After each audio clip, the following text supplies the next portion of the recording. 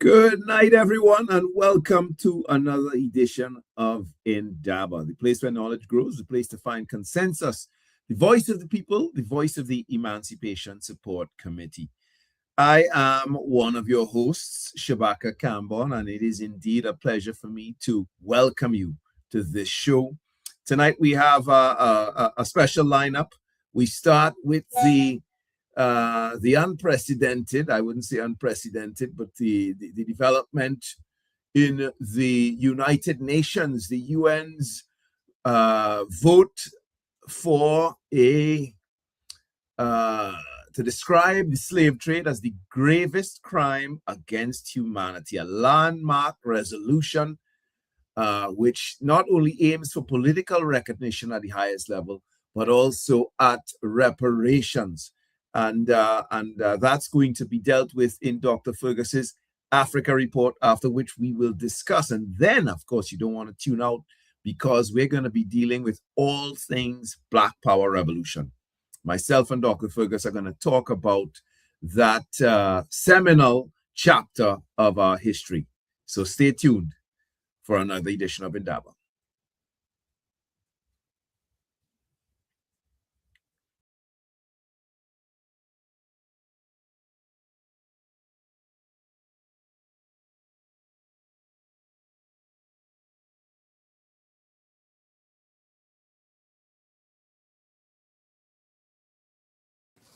While General Assembly resolutions are not legally binding, this resolution is meant to set the legal foundation. Transatlantic slave trade was the gravest crime against humanity. This was not simply forced labor. It was a machinery of mass exploitation and deliberate dehumanization of men, women, and children. The wounds run deep and often go unrecognized. Last Wednesday, the 25th of March, was a historic day like no other at the United Nations. A General Assembly was convened to vote on the resolution entitled Trafficking of Enslaved Africans and the Racialized Chattel Enslavement of Africans as the Gravest Crime Against Humanity. Astronomically, the overhead sun had just crossed the equator, moving north, but it was the psychological overtones of the 25th of March that mattered, it being the United Nations Day of Remembrance of the victims of slavery and the transatlantic slave trade. The current resolution was sponsored by the African Union along with Barbados, Belarus, St. Kitts, Nevis, and Venezuela. Ghana has long been considered the spiritual headquarters of Pan-Africanism. On the negative side of history, Ghana stands out as having the greatest number of barracoons, by whatever name they may be called.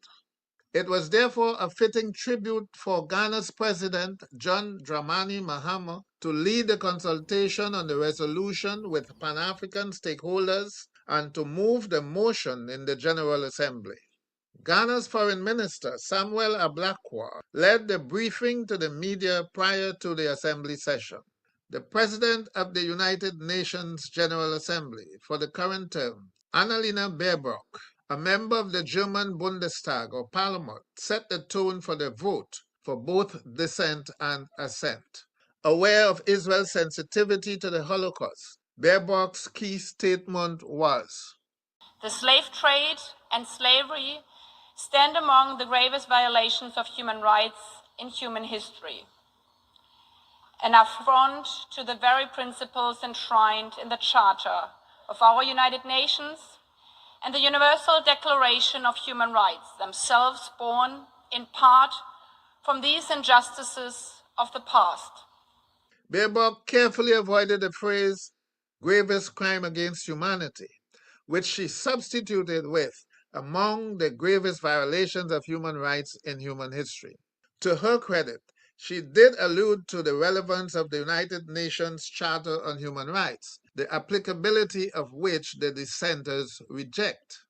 In moving the motion, President Mahama argued emphatically, "So it's indeed for teachers to be here today, 2 decades later, addressing the General Assembly on behalf of the African Group regarding the draft resolution entitled Declaration of the Trafficking of Enslaved Africans and Racialized Chattel Enslavement of Africans as the Gravest Crime Against Humanity.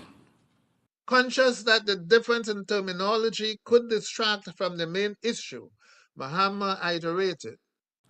So today we come together in solemn solidarity to affirm truth and pursue a route to healing and reparative justice. And so delegates, on this beautiful day in March, we're called to stand on the right side of history. Let it be recorded that when history beckoned, we did what was right for the memory of the millions who suffered the indignity of the slave trade and those who continue to suffer racial discrimination. The claim of gravest crime against humanity excites controversy. Consider the near extinction of the indigenous peoples of the Caribbean, the genocide of 10 to 30 million Congolese by Belgian criminals in the early 20th century, the ethnic cleansing of the Herero and Nama of Namibia, a German crime against humanity, or the Jewish Holocaust during World War II by the same Germans. The resolution's inclusion of quote-unquote gravest to the crime of trafficking of Africans and their enslavement for over 450 years was a juicy bait for dissenters to the resolution. Yet there is merit for the transatlantic slave trade and chattel enslavement of Africans as the gravest crime against humanity. Mahama justified the superlative descriptor of the evils, quote, by reason of the definitive break in world history, scale, duration, systemic nature, brutality, and enduring consequences that continue to structure the lives of all people through racialized regimes of labor, property, and capital, end quote. The Holocaust of Jews was intense but short-lived within a relatively small geographical region compared to the African Ma'afa that affected almost the entire continent, leaving trails of death, erasure of villages, multiple genocides, and economic stagnation and dysfunction. The dungeons and slave ships were arguably worse than the concentration camps of Germany. And then 350 years of chattel enslavement, where Africans suffered terrors that challenged the imagination. Jews were put on the road to healing and repair immediately after the Holocaust ended. Africans are still waiting since the end of chattel slavery. To this day, Africans are being denied even an apology. The resolution of the 25th of March 2026 has a long history. We could go back to the abolition of the transatlantic slave trade from 1803 by Sweden, followed by no compensation or redress. We could go back to legislated emancipation without compensation from 1834 in British colonies to 1888 in Brazil.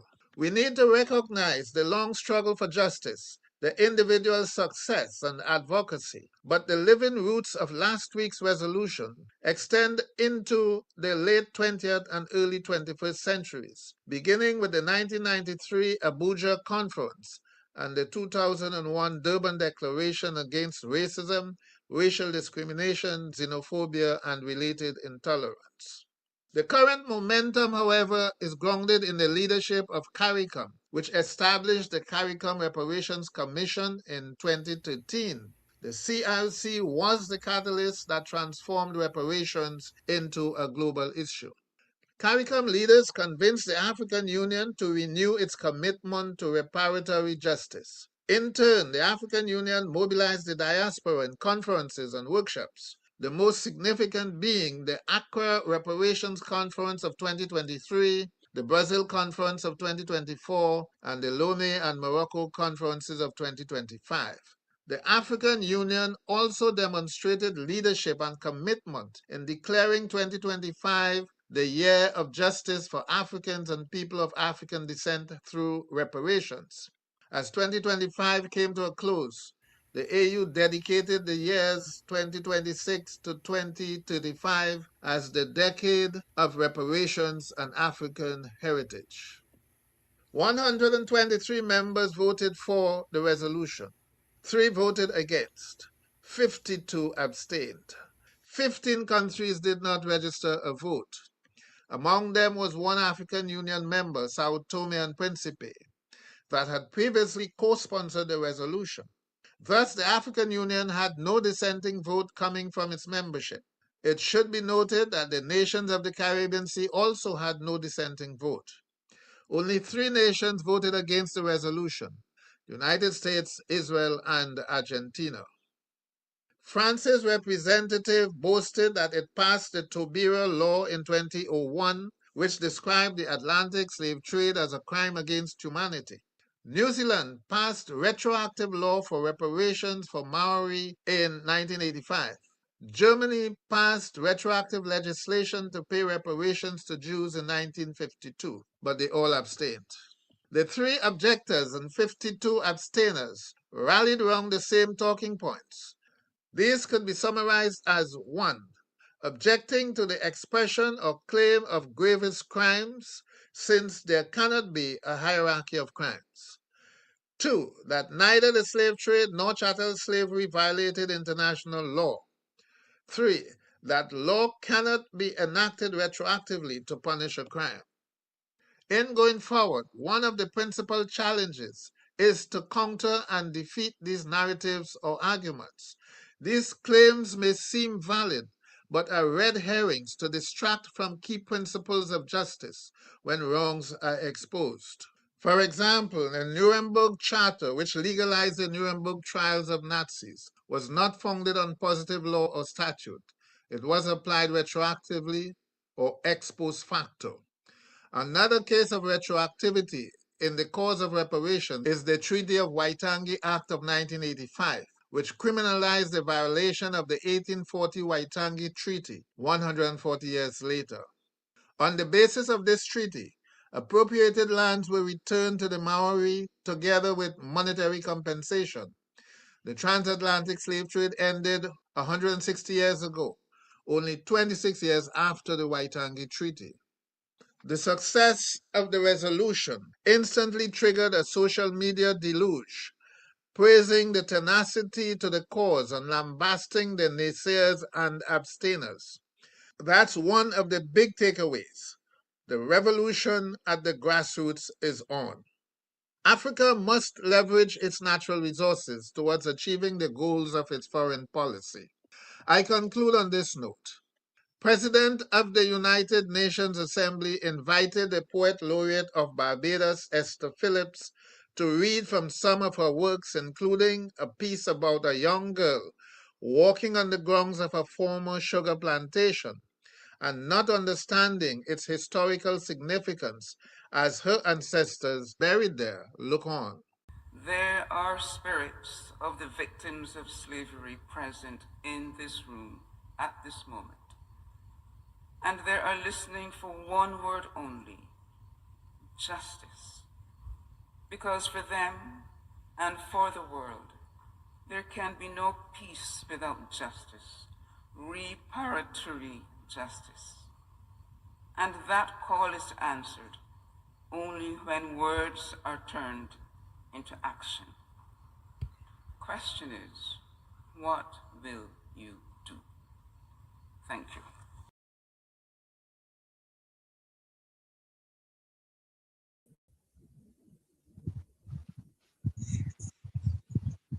Yes, Dr. Fergus. Excellent report there. And of course, I saw you on MSJ's Talk Tuesdays with Brother David Abdullah. Yes, indeed. You did raise some of those issues and go into some detail. One of the things, perhaps, the only thing I didn't see you touch on in that report there was one of the objections from the American ambassador to the UN, where he said that, and I think perhaps for me, from a communications point of view, the most persuasive of the arguments, because the others, as you rightfully say, are easy to debunk, and our scholars would have done so already, and can probably double down on the work that they've already done. But the argument that he raised, the persuasive argument, was that slavery existed throughout the ages. And so why focus on this particular patch of slavery now? And I think I'm just throwing this out here for you as an easy hit, a ball and an easy ball for you there, so you can help our listeners to understand what made this particular issue so important. Yeah, but unlike you, Shabaka, are you hearing me? Yes, I'm hearing you.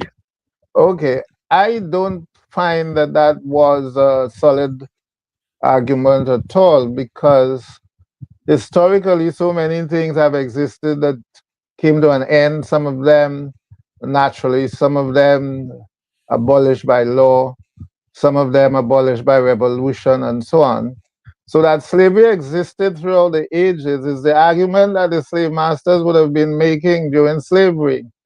For example, when they attempted even to ease some of the conditions of slavery in Trinidad, right here in Trinidad, you know, people like, well,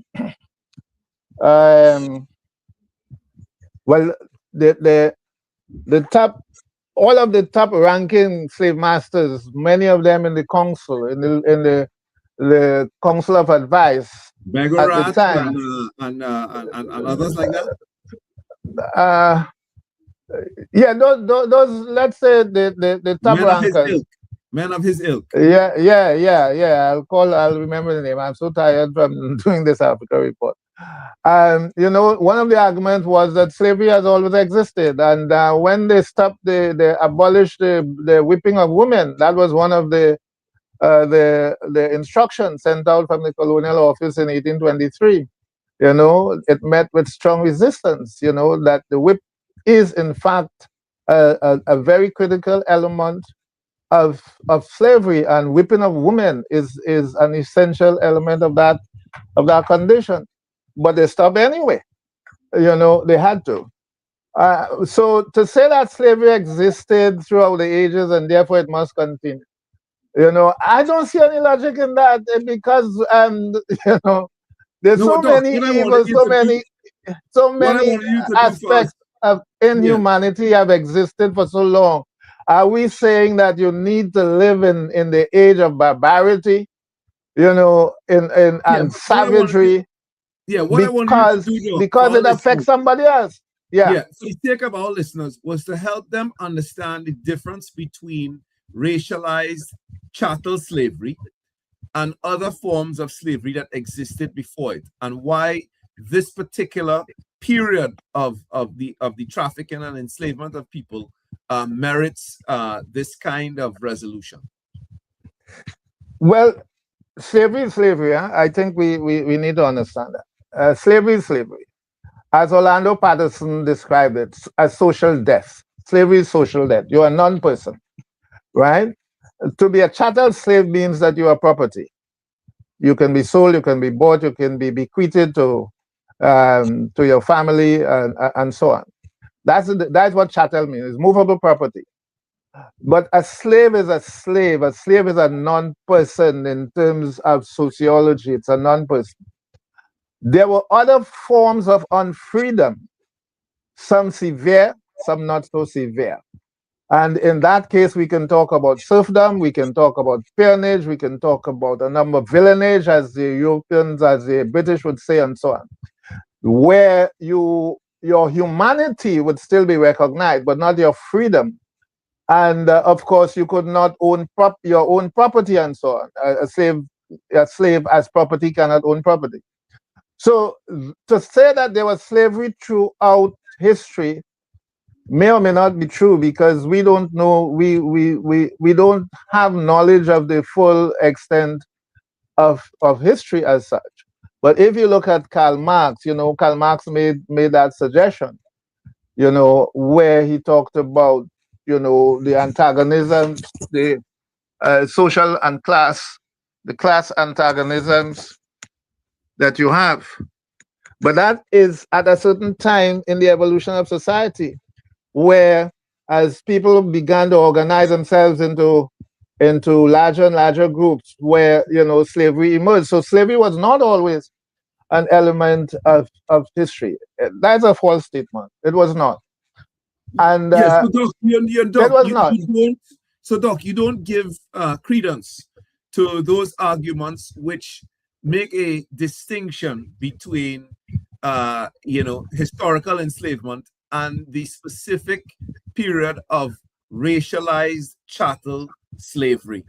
No, you see, we are mixing up things. If we take one at a time, slavery did not always exist in human history. It did not. Also, not all societies engage in enslaving others, not all. Right. We know that for a fact. Now, for example, if you look even within African civilizations, there is the claim by the Jews that they were enslaved in Egypt. There's no evidence that the Egyptians enslaved anybody. More and more archaeologists are discovering that the building of the temples and other monumental structures were done by free labor, paid labor. And there's no evidence. There's no hard evidence that there was slavery. As a foundation, the Romans were the first society that was based on slavery. Roman slavery, the foundation of the society was slavery. And that tells you if as late as Roman times, and again, that's European materialism. You can't transfer what occurred and evolved in Europe to what occurred and evolved in Africa. The African cosmology, the whole idea of humanity is very different. We didn't come to the understanding of Ubuntu by accident. You are because I am because you are. I'm human only because I can recognize your humanity. Europeans have never evolved to that stage at all, not even the so-called humanitarian. So that I do not accept that, and Europeans cannot always project and impose their ideas on us in order for us not to seek justice. They can't. We cannot allow them to do that, Shabaka. We can't. All right. Well, I mean, there are one or two things that I have to push back on here, but we're gonna before we move on to our next subject. And but major thing before we move on, what is international law? They say international law did not condemn slavery. Whose law was that international law, Shabaka? Whose law was that? Our law? Did they incorporate African sensibilities, African jurisprudence within that international law? That was their law. That was their law among nations. That was their law, mainly based on Roman law. Mainly that's the foundation of Western international law. It wasn't our law. If we look at the law that the Spaniards enacted in order to establish relations with the people of the Americas, what was that law? It was the requirimiento, the requirement of 1512. And what did that law say? That wherever the Spaniards enter, whatever territory they enter, the native people were expected to submit to the authority of king and pope. Otherwise, they would be subjected to rape, to murder, to genocide. They said it in black and white, Shabaka. Yes. That was their international law. How could they come now and say that international law did not support slavery? When that law, that decree supported slavery, that decree itself instead of condemning slavery, it sanctioned slavery. We cannot afford to allow European thought to tell us what is right and wrong and what is just and unjust. We can't allow that. We have to push back. We have to push back because their depth of thinking is so low, so shallow, Shabaka. Because when you're trying to justify evil, how deep can your thought be? Yeah, one of the nuanced things about the requirimiento was part of the doctrine of discovery. It was one of the expressions of the doctrine of discovery. And one thing, if you go back into the doctrine of discovery, which we had to quite recently because of developments in Canada, where the Pope had to go and apologize to the indigenous people for the role that that doctrine played in their disenfranchisement and marginalization in that society, in particular related to the that school system that was set up to remove their culture from them, their names, their language, and so on. You know, one of the things that came out when the Vatican responded to criticism about their role in the development of this doctrine of discovery, which is really the core of international law, which you know, gave some legitimacy to the widespread enslavement of people across the globe, is that they pointed to a papal bull produced somewhere just after 1493. So 1493 was Inter Caetera. And they point to another bull, which they say annuls those bulls that went before. So there are about 9 bulls between about 1442 and Inter Caetera, which create the infrastructure for the international law, which condones slavery and so on. The Catholic Church points to a bull in about 1446, maybe somewhere around there, but it's after 1493, which they say annuls those bulls, which in a sense... It's not true. It's not true. Shabaka, well, is not true. I've read the bulls, it's not true. In the middle there. It's not true. Well, the two bulls. There's one that the one that they point. No, there was several. There was several of them. Several. Yeah, and then there's a follow-up bull, of course, which annuls that bull, which annuls the doctrine of discovery. But it's interesting because it points out that within Europe, even in that time, there was some understanding that they were involved in an unholy process. Such an understanding that there was actually a bull was actually produced which offended the colonizers, and which colonizers in the Caribbean, the Americas at that time, would have written back to Spain asking them to rescind. And so all that will become part of, I think, the discussions that the intellectuals will have as they debate these issues that came up with in this area. But let me just throw another one out to you here to get your feedback, Doctor. And this has to do with Ghana. Social media is alight with this idea, with something of a conspiracy theory, I would say, that perhaps, this particular resolution is something of a cover, because the very next day after, the president of Ghana, walking in Nkrumah's footsteps, made this, led this historic resolution, or oversaw this historic resolution. He signed some kind of security pact with the United States of America, in the same vein of the kind of pacts you were talking about a couple of weeks ago here on Indaba, which seems to menace the countries of the Sahel region.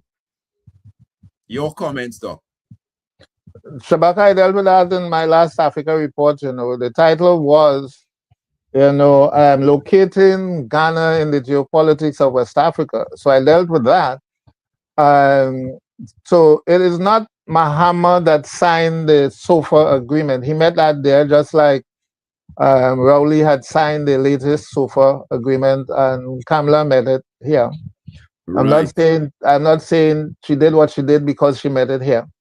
But once you sign that kind of agreement, it's difficult to maneuver around it.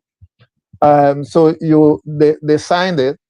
Akufo-Addo had signed the agreement in 2018 for the Americans to set up a presence. They don't want to call it a base, but there's a part of Kotoka Airport, the main airport, that is reserved for the Americans to do what they call logistics. And but they fly drones from there into Nigeria, and of course, I'm sure they are doing surveillance on Burkina Faso in particular, and Mali, because Burkina Faso and Ghana share common border. Indeed. Yes, so that agreement is there. He met it there. We have to get that out there, because there's a lot of discussion about it, and people need to understand what is happening. No, but that is not all. But there are some troubling aspects to the relationship with the imperialist north as well. The French are also there. The French were allowed to send troops to what the government say is to help to combat galamsey, that is illegal mining. Galamsey, so the French are there, but they are there in the north. They're there in the north, which is close to the border with Burkina Faso. They have also signed an agreement with Ukraine. Ukraine has issues, as you know, with Russia, and they said they'll fight Russia anywhere. And they have, in fact, attacked Russian troops, the Wagner group, that were in joint patrols with Malian soldiers, and they killed a lot of Malian soldiers as well. The Ukrainians have been providing specialist drones to the jihadists. And Ghana signed an agreement, a security agreement with them a week after they signed an agreement with Burkina Faso. Then they have an agreement with the European Union as well. But the European Union has its tentacles on the African Union. As you would know, perhaps, the African Union, the summit at the African Union is either partially or fully funded by the European Union. It's a regular thing. And the European Union always send delegates to the meeting. It's difficult to understand why is it that African leadership doesn't want to disentangle itself from this kind of relationship. It's very difficult to understand. I think it's really important just to clarify for the sake of our listeners that these two things are not necessarily related in the way that they would have thought based on some of the kind of social media reports. Doc, let me raise more questions before we end this segment. Let me throw the other question to you. A lot of the focus has been on reparations coming out of this resolution. One of the other issues that seem to be, in the shadow, which was highlighted by the UN Secretary General Antonio Guterres, was the question of how this resolution could contribute to the removal of the persistent barriers that prevent so many people of African descent from exercising their rights and realizing their potential. Can you speak to that issue? Guterres has to say what he's saying. The thing is, how do you translate this kind of talk into action? When we talk about ending racism, is this because this resolution play a part in reducing the barriers to African people, the disadvantages, the systemic disadvantages that exist? I don't believe so. I don't believe so. Okay, so let me throw one out to you. Let me throw a question out to you. Yeah. Let's take the history syllabus or the content of the syllabus that our children in Trinidad and Tobago, for example, and across the Caribbean have to learn today. Dr. Tony Martin, before he died, and you have said it as well, Dr. Hilary Beckles has said it, Vereen Shepherd has said it, the way that the content of our curriculum when it comes to this question of slavery and the slave trade, right? It in no way gives the child the impression that they're dealing with a crime against humanity. Children routinely come home from their classrooms in the Caribbean with an assignment which says, list the pros and cons of slavery, and sometimes they go back to school with more pros than cons. And there are all kinds of other exercises that they're involved in that lead them away from an idea that this is even a crime, not just the gravest, not even nearly the gravest crime against humanity. Can a resolution like this, and the contrast between what it suggests and what we're teaching our kids, can it help us to advance that discussion that we're having for curricular reform? Unfortunately, I don't see it happening. We have to address our issues. We don't need a United Nations resolution to do that. We have a CARICOM. Why is it we have to go to the Europe, to the United Nations in order to address a curriculum matter? When we have a CARICOM and we have regular heads of meeting. United Nations, though. The question is, does a resolution like this give more ammunition and more impetus to those who have already been in this struggle to transform the curriculum? I don't see it happening still. You had to tell me how it could happen. Shabaka. All right, no, I'm just happy to get an opportunity now. No, you see, we have to work out our circumstances. I have every confidence that we are moving in the right direction. Are you hearing me? Yes, I'm hearing you, Doc.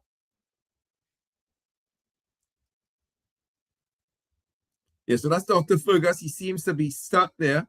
And of course, I am trying to give him an opportunity. I'm trying to create an opportunity for us to get some of his views on these matters as we go forward. Of course, Dr. Fergus is one of the Caribbean's premier historians, the author of Beyond Toleration, Against Toleration, sorry, which is a book on the which calls for reparations, another kind of reparations for the spiritual Baptists, and of course he is an involved intellectual, someone who transcends the ivory tower of the university and comes down to engage the masses of the people across the region. And so we're always happy to get a perspective. Shabaka. Intellectual like Dr. Fergus. Doc, I was just bad talking you while you were going there. You're accustomed, and I'm accustomed. No problem. I don't take offense to that. No, I was actually celebrating, your contribution while you were going there. I knew you were coming back. So Shabaka, seriously. I mean, that's an issue we have to address. We have been dealing with it since 1970, especially. We have made some progress. As you would know, the Norse movement would have forced some changes, but it's not consistent. We have been doing quite a lot. We have not done as much as we should. The Concordat is still in place. Because we can't be talking about racism, getting rid of racism in the curriculum, and we have a Concordat, to deal with, and nobody's dealing with it. So it's not just the Concordat is a problem. That's not the only problem, serious problem we have as a hangover of that, not just the colonial period, but, the negotiation for independence, because that Concordat agreement came as a compromise for independence, because Williams did not want the Catholic Church on his back going into election. So, he signed the agreement. And although it was originally with the Catholic Church, all denominational bodies now enjoy that privilege, and of course their own people, and sponsors and so on, financiers enjoy that benefit. Yes, so Doc, this is a good point for us to segue into our second discussion for this evening. And of course, we can always come back to this question before we close. And that question is the Black Power movement, because the Black Power revolution, the Black Power generation, with that generation that came about in that period, around the what we call legislative independence. In particular, when we talk about the Black Power Revolution in Trinidad and Tobago, they were the young people who challenged, who weren't happy with the compromising that you are discussing there, who didn't feel satisfied with the version of independence that was emerging, and who sacrificed a great deal, some of them sacrificing their lives for something better. So let's talk about that. We have with us tonight, Renee is going to play some clips here from Dr. Brinsley Samaroo. I think is my father Khafra involved in that conversation, Dr. Fergus? Yes. And let me give you the background. By the way, the guy I was trying to remember is William Burnley. So let's move away from that. Yes. I'm not sure exactly what Renee has, because Zakia told me she has 2 clips. I thought I sent her 1. Anyway, the main one is from a panel discussion in 2015 that I hosted as head of department on the campus, in recognition of the contributions of Black Power, because it was part of what I inaugurated as History Fest, and it's within that period that we also commemorate the Black Power movement, March, April. So there was a panel there. I didn't fully understand what Renee wanted, so I did. I put some of the content together and left out some things that could have been really exciting. I thought we were going to have a guest in addition to the particular video that I put together. And another piece with Samaroo comes from a separate interview. So one is a panel discussion. Samaroo was on the panel too, together with Baba and Dr. Pemberton.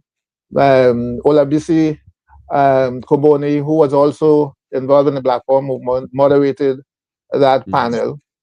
And then I did a separate interview with Brinsley. It wasn't solely on Black Power, but of course, you know, Black Power was part. Well, I didn't do the interview. I was doing the shooting, and I asked Dr. Michael Toussaint to do the interview. So we did that one on the outside under the trees, you know. So it was good. That one was part of a series that I did recording the stalwarts of the history department.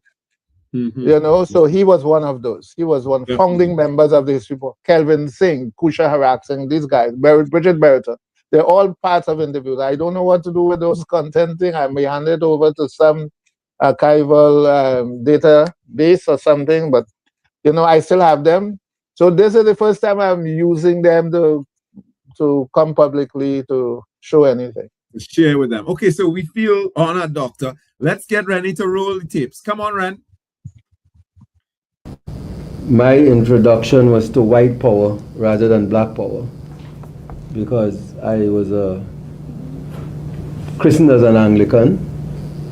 I went to the Good Shepherd Anglican Church in Tunapuna, which is not very far from here in St. Augustine.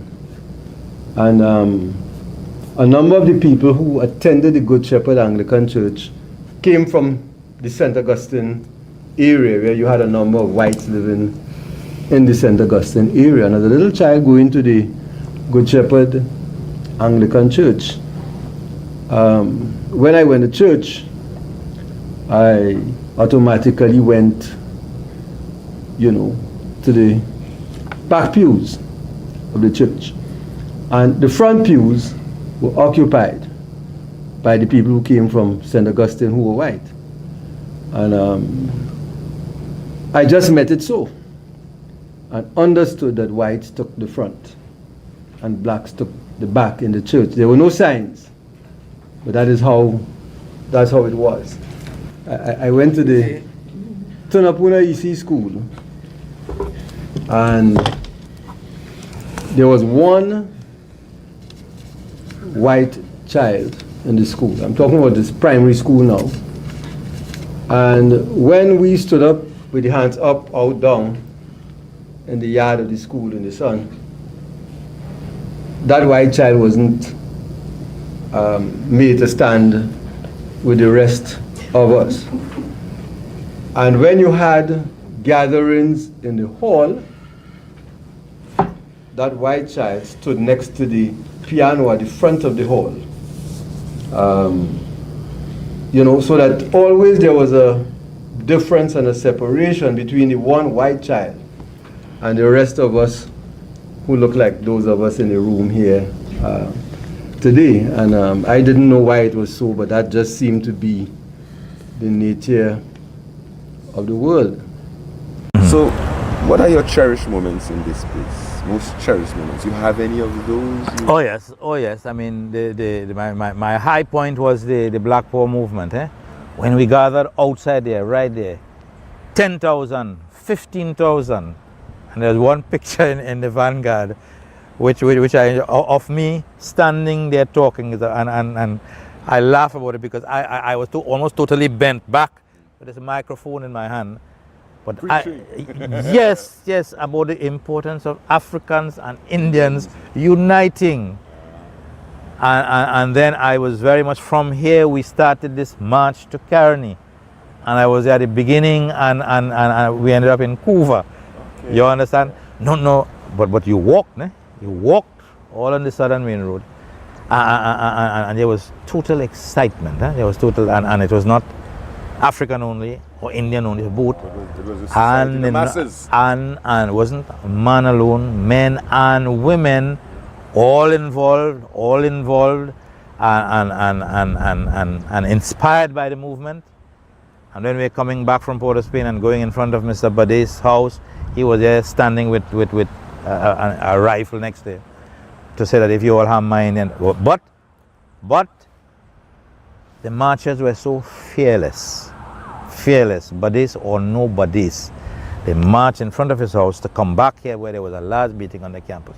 So there was a total fearlessness, a total desire to change the society. Change the thinking. And as I have written in that book to which you were referring, Black Power in the Caribbean, I have there outlined a number of the changes that took place in the society subsequent to this. So to my mind, if you were to ask me what was the high point, it is not the NAR victory in 1986 where we won 33-3. You know, for that's also a high point in one's career. But to me, the most important thing was the February Revolution. The movement of the people. Started at the University of the West Indies and propelled by UWI's faculty and students, the like of which we have never had since 1970, and which I would like to see really happening again on this campus. And one of the biggest influences, I mean, this is a history department thing, but you see the economics department at the time, which I suspect was very different from what it is now. At that time in the late 60s, you had the international Black Power movement, which had tremendous impact at all levels. You had within the Caribbean region, not just here in St. Augustine, but in the Caribbean region, a number of university lecturers who were from the Caribbean, some of them living outside of the Caribbean, but they had formed something called the New World Group. And you had historians, you had economists, sociologists, all of them.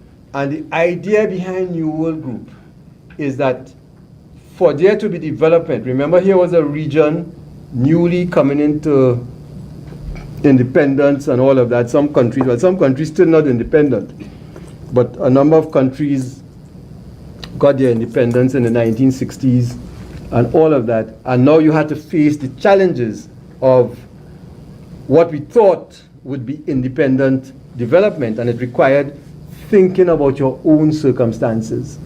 And here you had people who were committed to trying to develop an independent body of Caribbean thought.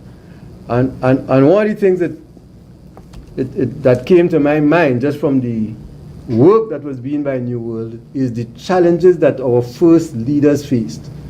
Because where was the thought that would guide their approach to development? They were faced with all these challenges in an ex-colonial society and in a world that was still dominated by the very same people who had colonized us in the first place. And what body of thought could they refer to guide what they did in terms of trying to transform these societies? So New World was a very important, the New World movement was a very important initiative. And as a student, the lecturers were kind enough to allow us to become part of the New World Group, and as a student I became part of the New World Group. Plus, at one time, Lloyd Best, the late Lloyd Best, when he came back from abroad, he was one of the founders of that New World Group, and when he came back from abroad to lecture in economics here, he was a real mind opener, a real mind opener because of his whole approach to things. The whole global environment at the time was such that, and students had very active minds, and we were not just here to get degrees and count those what do you call the points you get at a university? We didn't have that system in our times. Huh? Grade points or whatever it is, right? Your thing was determined when you did your final exam, but this, day to day, how much points you're getting and all of that didn't exist. But people were really focused not just on the academic work, but people were very focused on the society and what they would bring to the society. And there was an integration between the university and the community outside. So people like George Weeks, who was a major trade union at the time, leader at the time, Clive Nunes, Joe Young. Black Power had spawned a number of groups in the society, a number of community groups, grassroots groups. And those grassroots leaders used to be invited to come and speak at the university, and everything used to have a mass of students in what was the original Dagger Hall. It came to be called Dagger Hall afterwards. And the original building, and you used to have a mass of students for everything. And then you had protest over a whole number of things. And that whole theme of Black Power was very strong within the campus and within organizations on and off the campus. And I was even in the New World group, Black Power came up in discussions all the time. That Williams was grateful for 1970. That is my analysis. And he was a fellow historian like myself. And why am I saying that he was grateful for 1970? There were a lot of things that he, to my mind, wanted to do to promote the black cause and the people over whom he reigned, but the oligarchy, white business, American business, Canadian business, in almost total control of the situation. So my interpretation of him, which I've written here, you must read it, is that he was conscious of his role as a black person and for the need in the country to have black consciousness. On the other hand, he was in the grip of the multinationals, and therefore he listened closely to what happened in 1970 and then began to use that as an excuse to put into effect a number of the pro-black measures he had in mind. And he said, look, if I don't do it, you see what happened? You see what happened in 1970? And that's how we got rid of Montano and some of those white fellas in the cabinet and was able to shock O'Halloran off for a little while. So I think 1970 was welcomed by Eric Williams. That's why he had caught all these fellows and jailed them. But then he let them out pretty soon, He let them out pretty soon. I agree that people should use media, including social media, to talk about these issues. But to me, that is not enough. State media belongs to the people. So we should see state media as having to reflect our interests and our issues. I happened to turn on 91.1, and the level of the discussion was so obscene and political, when in fact that is funded by us. So that should be carrying issues of 1970, it should be addressing African and Indian relations, it should be addressing history, and all of these things are sadly missing. So much so that many of the issues dealt with in 1970 are still just as relevant today, and that to me is problematic. What are we doing to address these things today?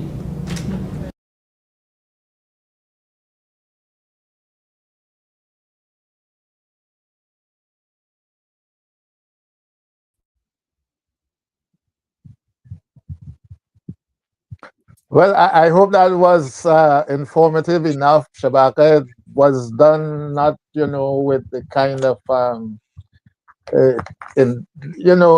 to pull pieces of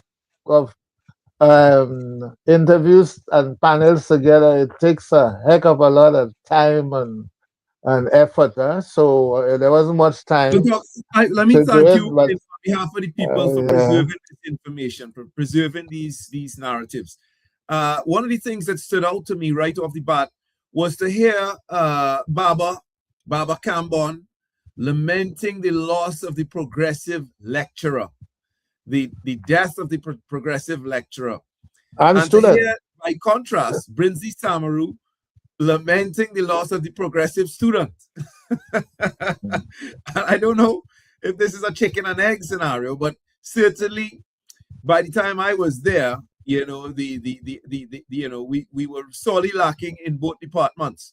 I do want to highlight for the benefit of our listeners that in 1997, however, the students of the University of West Indies, we did rise up and challenge the open racial discrimination against Indians and Africans in the country's nightclubs, and we did so successfully. So we did have a little bit of a mini a mini version of Black Power in 1997. So it wasn't all Black Power and then silence. But certainly, I understand the point of I think it's interesting to note the point of both of those participants in 1970. I also want the total deaths of that would have come by the time we had our Freedom Project campaigning to get rid of Miller. It was total death, social death, as Orlando Patterson would say. It was total social death by that time. And lecturers and students, yes, no consciousness. 2017. Consciousness dead by that time. Completely dead. Yeah, that's a shame. And even the lecturers. So what we found, by 2017, we would have encountered extremely backward lecturers and extremely backward students.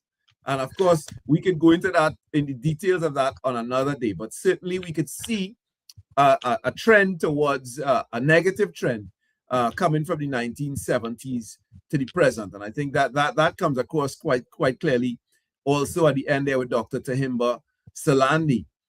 The other thing I think is important to recognize coming out of that clip is a distinction that I make that I'm not sure everybody else that hasn't really caught on yet. It's the distinction between what I call the Black Power generation and the Black Power revolutionaries. And so there is, when we look back at the period there coming up, leading up to independence and the post-independence period, we see a number of people who are progressive in their outlook, who attempt to try to advance the society, to advance independence. They are the people I call the Black Power generation. The Black Power revolutionaries are a subset of that generation who would have clashed with many of those in that generation because they really demanded more than the rest of the generation. They were a step ahead of their time. But I think it's important to note that to see those two, when we look back to analyze, I think that distinction is important. Yeah, I agree with you. And there were so many organizations that I think were conscious. And not only there, I think we need to look also beyond the academic field itself. There was this consciousness also coming up among cultural groups, Calypsonians, for example, the cricketers. Remember, cricket had always confronted colonialism, as we would see in C.L.R. James's Beyond the Boundary. But that was the Black Power generation. And that was the decade when West Indies would have accelerated to the top of the game in cricket, dominated by 1970. That was all part of the decolonization movement. These guys were conscious of where they were. Unlike, I presume, a lot of the cricketers today. Perhaps Lara was the last of the lot, and that's why he had it so difficult, captaining a team of people that had lost that consciousness. I remember speaking to Big Boat Ghana in Barbados, where I was managing an under-19 cricket team back in the late 90s. And when you talk to these guys, you realize that those guys were, in their own way, anti-colonialists. They were conscious of where they were, and they were not playing for any big set of money. You see, nobody was driving them. He said those guys knew they had to beat these guys. They had to dominate England. And because England symbolized the colonial ethos. They had to dominate the Australians because the Australians is just a B, England B, imperialist B. So they had to do those things. They were conscious of it. That's what was driving them. That's what was driving them. That spirit, of course, also was driving the academics. I read recently a book by Professor Lewis on Walter Rodney. And in that book, he talks about Rodney's peer group, including the late Professor Gordon Rollaire. and how that particular group of young scholars, how they saw themselves and the role that they were going to play in their societies, and the way they applied themselves to their studies as a consequence, all going abroad to the UK and excelling in their academics. All of that. We expect it. Yeah, we expect that. Really played a huge role. I think, let me just highlight one other thing that comes up in the discussion that we heard. I often talk about the quote unquote apartheid that followed the period of enslavement. And that's something that I get a lot of pushback on, this question of why I refer to that's why I highlighted that, because I remember your passion about that, and I was listening. You know, sometimes when you play back something, you're really hearing it for the first time, although you made the thing. And when I heard Baba talking, and I say, wow, this is apartheid, this is exactly what Shabaka is talking about. This is apartheid. Yeah, go ahead. That's correct. And so, and my father's experience, what he shares there in public is only part of his experience. I suppose there'd be the appropriate time to speak in more detail about the degree of apartheid that existed in that Anglican church that he went to as a child. And that was not a unique experience. When you read, I don't remember exactly what year now that the church at St. Mary's College was opened. You remember what year that was, Doc? I don't know. You might have these things right in the top of your head. But I remember reading about the day that that church was opened. And they gave out invitations, what we might call, if we're going to a fete, we call them complimentaries, to come in, to be part of the congregation. And then, upon arriving, they discriminated against those who were of darker skin to get inside and of course into seating and so on. So all of that was part of our history. That to chalk thus. Dr. Tony Martin, when they talk about their experience at St. Mary's College, the Sea Scouts, the way you had a white Sea Scout group and a black Sea Scout group, and then the blackest kids went to the cadets. You begin to see the outline of the apartheid. And the white kids went into the Coast Guard. At one time the Coast Guard was a reserve of the white Creoles. Whereas the black guys went into the regiment. The white guys, the white and pseudo whites went into the Coast Guard. Yeah, when we talk about decolonizing our society and the kind of work that we had to do in the post-independence period that we still have to work on today, it's important for us to recognize that the oppression did not end with the end of chattel slavery, not in the least. There's something about the ending of slavery, I think that we don't understand. Colonialism intensified racism after slavery, not during slavery, because people weren't expected to survive slavery. Remember, there was this notion that you buy a slave and you work the slave to death within 9 years. You made your money back, you made a profit, and so on. So people really didn't care whether a slave died or not. But it was after emancipation that they realized they have to deal with a black majority. How do you control the black majority? And there's where, after slavery, during slavery, let's take Trinidad. Trinidad had just about 3 priests, 3 Catholic priests, about same amount of Anglican priests. They chased out the Methodists. They came late, and they chased them out by the 1820. They came 1810, they chased them out in the 1820. Right? They chased them out, of course, because they objected to slavery. Well, actually, the Methodists in Trinidad they were chased out because the Methodists in Jamaica had made a statement against slavery, and they saw all Methodists as one, and therefore they decided they were not going to tolerate Methodism in Trinidad anymore. And Woodford decided. Woodford was at first glad for them because the Catholic Church wasn't doing much. The Anglican Church wasn't doing anything at all. And so they needed to condition the minds of Africans, because once you were talking about amelioration, it was long-term preparation for slavery to end. They said about 50 years, but imperialism plans over a very long period of time.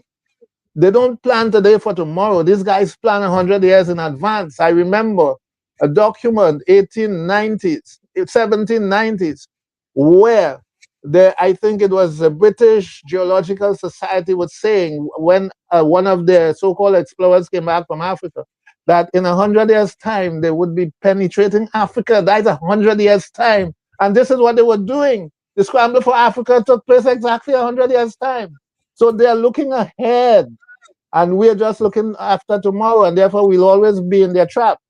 Yeah, I think one thing that strikes me as very interesting about this, before we even move on, is the fact that the Methodists, who are the only group I know of in the region that objected to slavery, they said Jesus wouldn't accept this evil that we are perpetrating here. Right now in the Bahamas, they are, where I am right now in Nassau, they are only 4% of the population. Whereas Roman Catholics, who would have been right at the center of the enslavement process through the doctrine of discovery, and Anglicans, who would have played a key role as part of the Church of the British Empire, they are 14% each. And if we look at Trinidad, I'm sure those numbers would be skewed even further. The Methodists might be 2%, if so much. And so it's interesting that the cost that you pay for objecting to slavery, even those people who came from the dominant groups in the society. So can you imagine the cost that was paid by the spiritual, by groups that were from the marginal parts of the society, from the oppressed groups like Rastafarians, for example, who objected to the apartheid, the spiritual Baptists who represented a threat to the apartheid after slavery and so on. They all had to pay a cost. And so it's a very interesting to see how society has evolved. And it's going to be interesting to see when our people of the Caribbean and the Americas wake up to these kinds of historical facts and begin to question the paths that they have chosen to go into the future. Shabaka, I have to put a little ink in your water, you know. Yeah, I put a little, to put it mildly. The Methodists were not against slavery until the 1820s, when they made their first statement. The Methodists were one of the bastions of the slave system, because from 1850s around there, when they began to think, the planter class, the plantocracy, the oligarchy began to realize that, look, the Christianized Africans seem to not be too involved in insurrection and so on. This was a belief which was wrong. It was proven wrong, of course, by the early 19th century. The Bossa Rebellion was led mostly by Christianized Africans, for example, right? But that was their thinking, that if we Christianize these guys, we'll capture their spirit. We'll capture that aspect of them, that rebelliousness. So the Methodists were the key agency in a sense, subordinating the spirit of the African. The spirit of the African. You know, Marx has the saying that what religion is, the opium of the masses, and it is that opiate that the Methodists was distributing through their sermons and conversion and so on. Now, the Methodists had a catechism, Shabaka. I have a copy of the catechism. There's a copy in the UWI library. No, I think I got it in London University. But there's a catechism that they have that taught Africans, you know, like Roman Catholic, who are you, who made you, and that kind of thing, God made me, and so on. So they brainwash you with this repetition. And this catechism had addressed their converts, you know, who's about their masters, the rights that their masters had over them, over their wives and so on.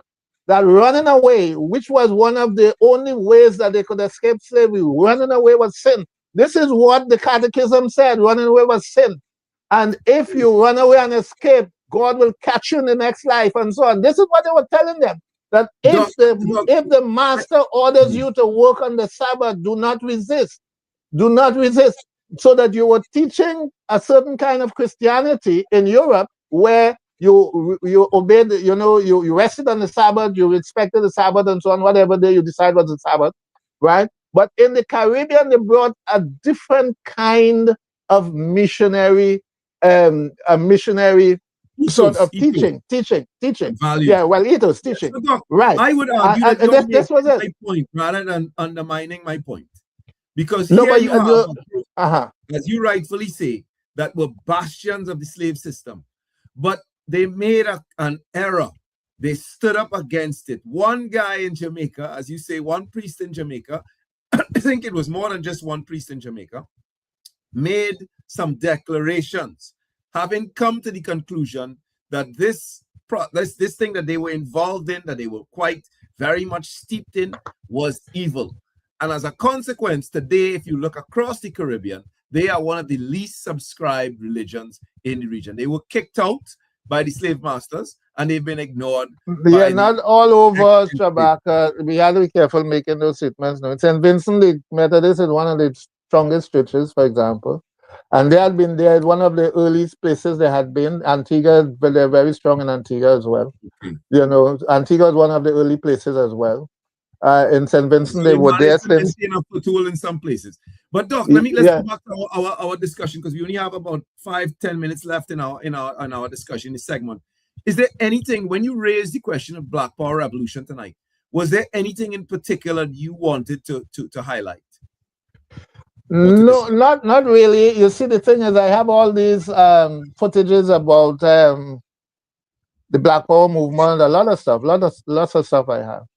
And it's the time, remember, at one time on Indaba, we used to commemorate with a lot of interviews between January and April, you see, and we need to recognize these things.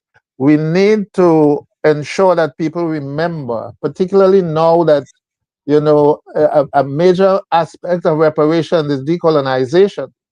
The decolonization, because as you know, about 25 territories in the Caribbean are still not even independent under their own flag, because I have to tell you, we had my father joined us at a young person's party recently for some of the students of Fatima College, and it was quite an interesting and a pleasure for us to see that some of the students had learned about his contribution in class. So apparently they have started teaching the Black Power Revolution in schools now. And of course, when you look at what is being taught, it's problematic. Yeah, because where they're going to get the content, when you have little material, right? I have told Baba he needs to write his biography or autobiography, right? Either get somebody to sit down and do it. But you see, we talk Black Power, but most of the works on Black Power are scholarly works, right? For university, more fit for university than for secondary school or primary school. So what are they going to read about Black Power in primary school if we do not, simplify the narrative? Organizations like the ESC as well could. You need to do those things. If you don't do it, you see, I've always said, once you wait on somebody else to do it, you can't complain when they do it. If you leave somebody else one of these to write your story, you can't complain when they write a story that you don't like. You don't expect them to write your story the way you would have written it. We're going to be buying a text very soon written by Kevin Baldio Singh. I wouldn't blame those guys, Shabaka. We need to write our own books. The Igbo saying, when the lion is the author of the story, he becomes the hero of the hunt.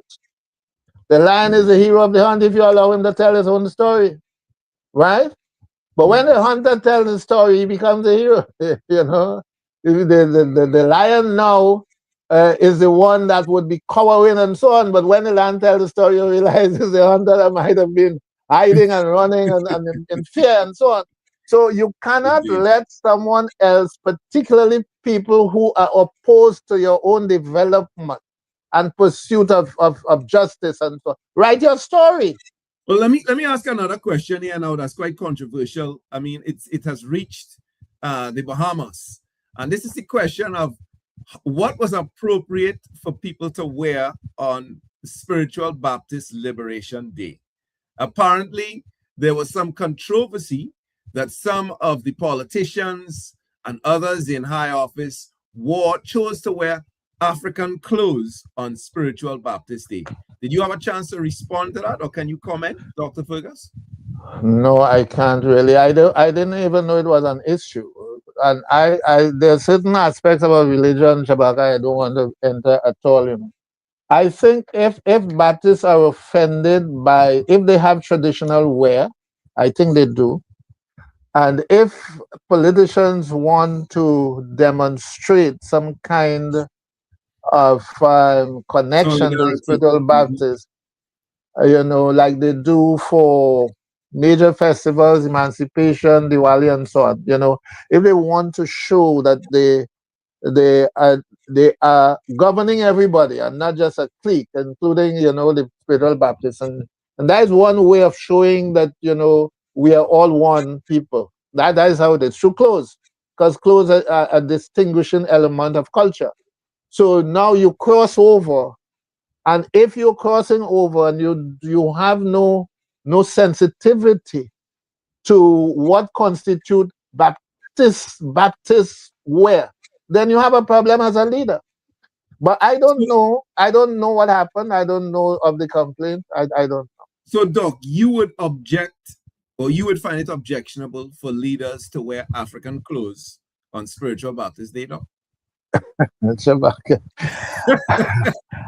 myself might wear African clothes. What I'm saying, I don't know if there is a kind of wear that you associate only with Baptist people. I have a sense, yes, but not everybody who dress would dress like the Spiritual Baptist. So but leaders, what I'm saying is, now, if I go to a Spiritual Baptist event with African wear, I'm sure there would be no protestation. But if the Prime Minister goes, there might be, because you're supposed to show that kind of solidarity. It's not just solidarity, you know.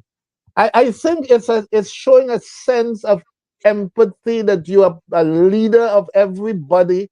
And if at times in the year during certain festivals you can walk over into this culture, you know, and be part of it, then if you go into the Baptist into a Baptist ceremonial landscape, you ought to be able to make that crossing as well as a leader. It's political.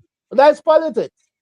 And you don't think that, and you're saying that perhaps African clothes do not allow, aren't transcending that boundary. Shabaka, what I'm saying is, this is a very serious and controversial. No, but this is a statement that the spiritual. No, I cannot speak on behalf of the Spiritual Baptist. I have no such authority.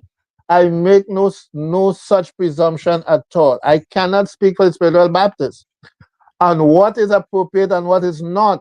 I know there are different elements. Shabaka, there are different groups of Spiritual Baptists, as you may know. There is one group, it's one group that leans more towards the African cultural roots. And there's another group that seem not to lean so much over, but to simply affirm their Christianness rather than their Africanity. And so it depends on which of the celebrations you're going to, perhaps, that might happen. I don't know. There are certain Spiritual Baptists that still use the African drum in the ceremonies, but not all of them. So I don't know. I would need more information to even attempt to answer the question. and I don't want to speak this. No, I'm not ducking. I'm not ducking. I just don't know. And I don't know. I say I don't know. I say I don't know. I do not know. And I don't want to put my foot in my mouth. I'm not. Politicians are accustomed putting their foot in their mouth. I ain't putting no foot in my mouth. Well, I don't speak know. about the spiritual Baptists who, you know, the Pan-African community has always championed, you know, for decades now. And in fact, you know, those leaders would have been, you know, one and the same at some point in history, at certain periods.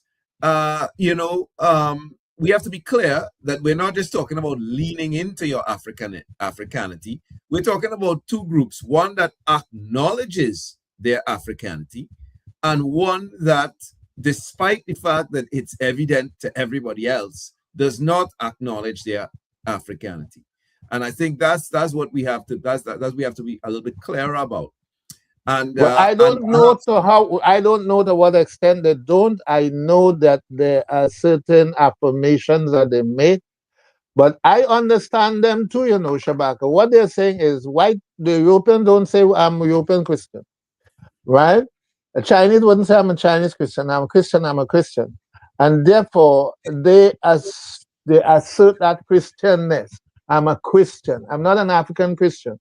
I am African, but I'm a Christian, right? So I don't think it is really that they reject their Africanness. I think they do not embrace it in the same way that the other group does. But I don't think they reject it. And I'm Christian. I'm Christian. It's just like you would find about nationality, where some people would say, I'm Trini.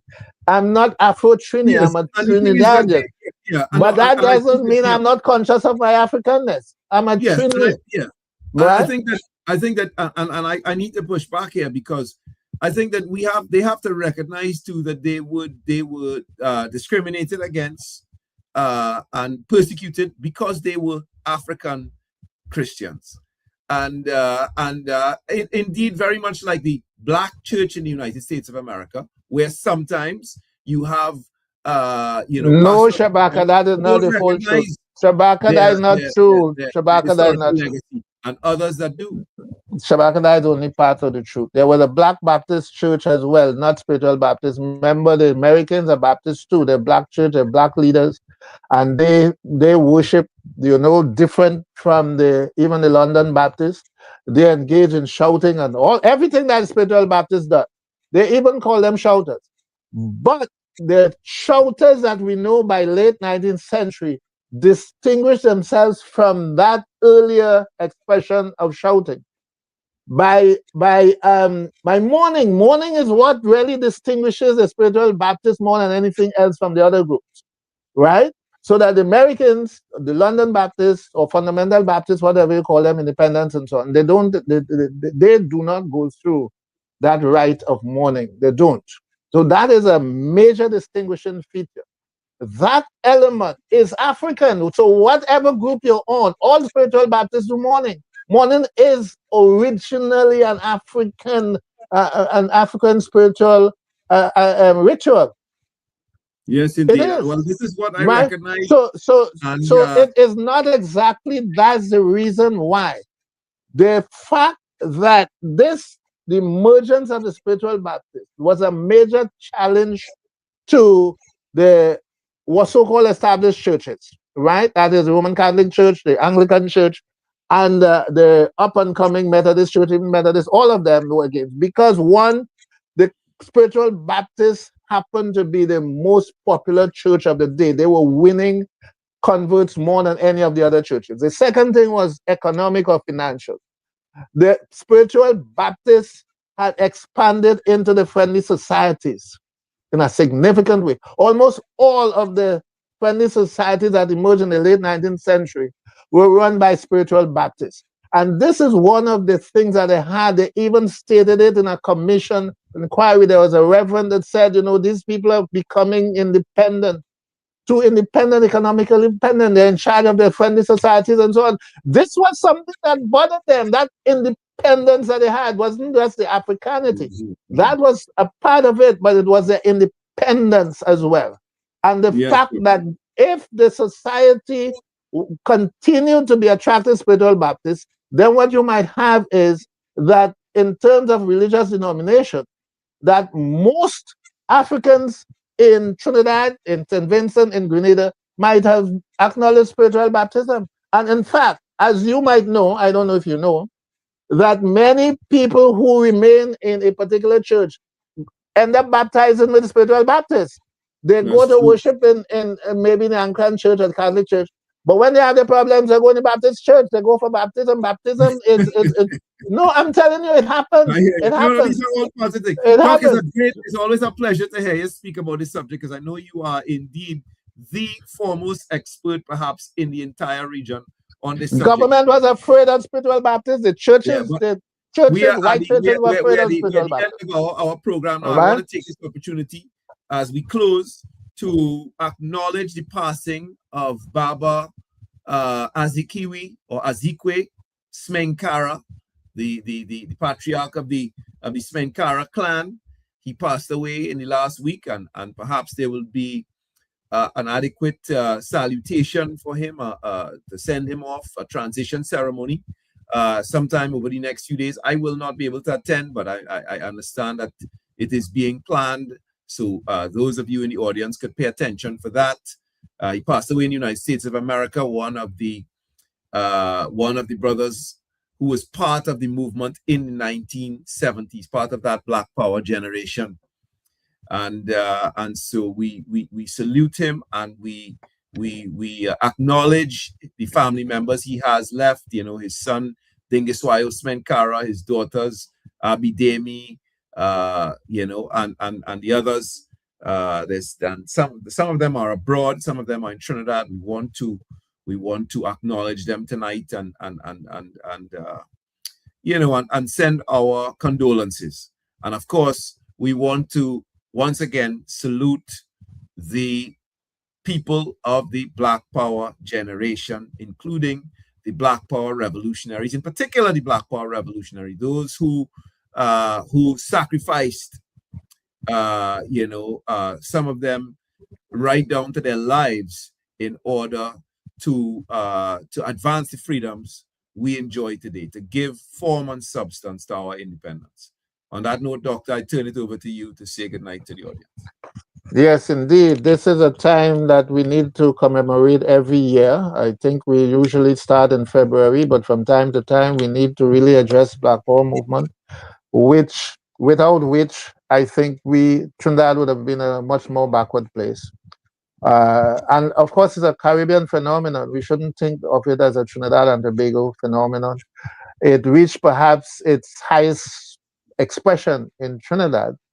But of course, you know, Jamaica played a key role as well in disseminating the Black Power movement, influencing a lot of the political leaders of the Caribbean. We shouldn't forget that. That is one of the significant contributions of the Black Power thought. People like Ralph Gonzalez, we know of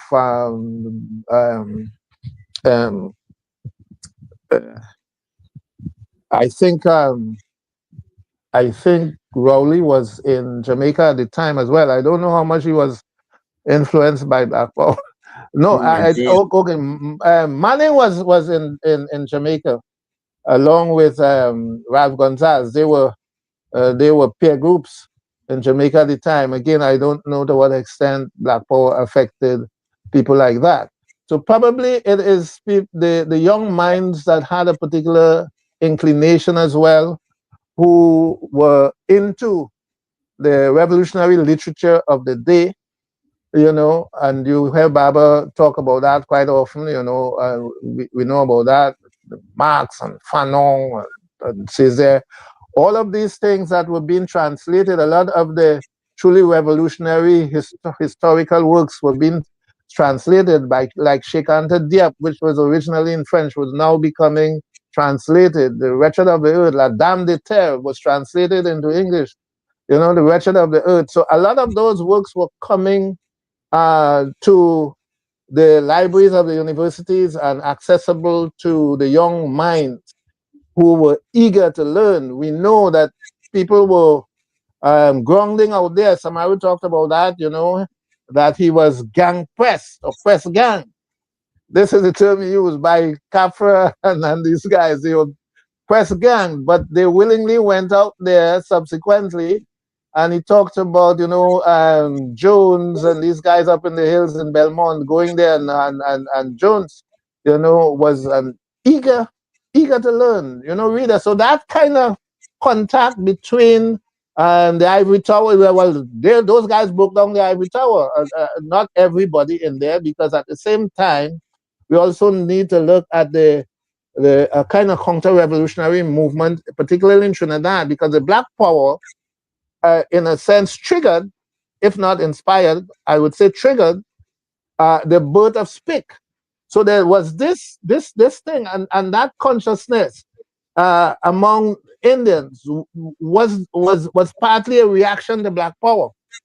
So that while the Black Power leadership they wanted, a unity between Africans and Indians, and while some bought into it, but a lot of the young intellectuals, right, Rambachan and a lot of these guys, right, had formed SPIC, Society for the Propagation of Indian Culture, in order to distance themselves from this movement, this expression.